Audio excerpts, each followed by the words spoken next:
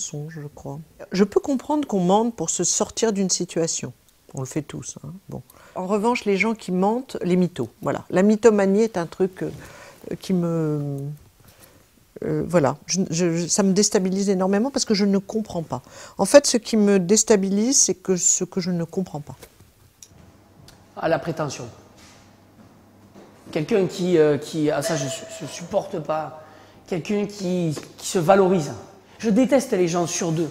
Parce que je trouve que être sûr de soi, c'est cacher déjà une vanité et surtout des lacunes. La plus belle des choses, c'est d'être humble. On n'est rien face à personne. Lèche-cul. Voilà, ce qui m'agace, c'est les flagorneurs. Les gens qui me disent votre société est somptueuse, vous êtes génial, c'est extraordinaire. Voilà, ça m'agace. Le détail qui tuerait, mais auquel finalement on n'est jamais confronté, ou quasiment jamais, c'est ceux qui font un mélange de styles entre notre activité, le X, le sexe et notre travail, et ensuite le professionnalisme qui est nécessaire. Confondre vie privée et vie professionnelle, ça pourrait pas marcher chez nous. Il y a un truc qui tue, c'est le mec qui arrive en retard. Voilà. Je suis toujours à l'heure, et des fois, j'attends les gens pendant un quart d'heure, mais tant pis. Je suis toujours à l'heure. Quand j'ai rendez-vous avec quelqu'un à une certaine heure, j'y suis, quoi qu'il arrive. Et je supporte pas que les gens qui ont rendez-vous avec moi, a fortiori, si c'est pour chercher du travail, ne soient pas à l'heure. Voilà. Ça, c'est le détail qui tue. Il y a une chose que je ne pardonne pas, c'est que j'ai beaucoup de mal à accepter ces manques de loyauté. Vous avez toujours des moments difficiles où vous devez vous mettre en risque, vous, pour que le projet aboutisse.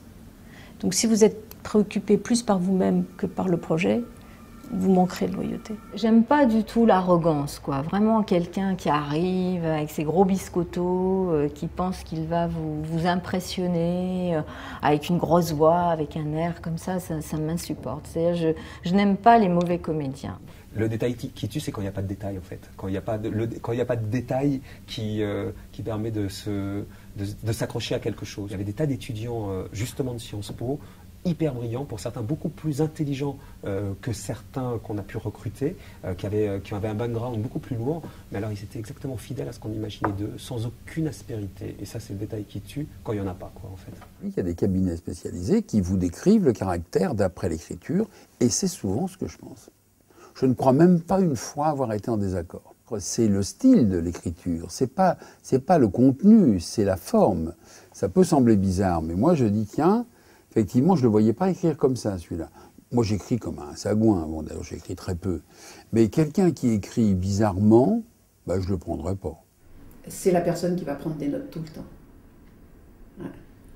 J'ai remarqué que les gens qui prenaient des notes tout le temps pendant l'entretien étaient des gens qui, à l'arrivée, ne passaient pas le deuxième entretien. Parce que cette personne a un niveau d'inquiétude ou de stress qui est que si elle est stressée au premier entretien, c'est qu'il y a déjà quelque chose de troublant. Enfin, moi, ça me trouble.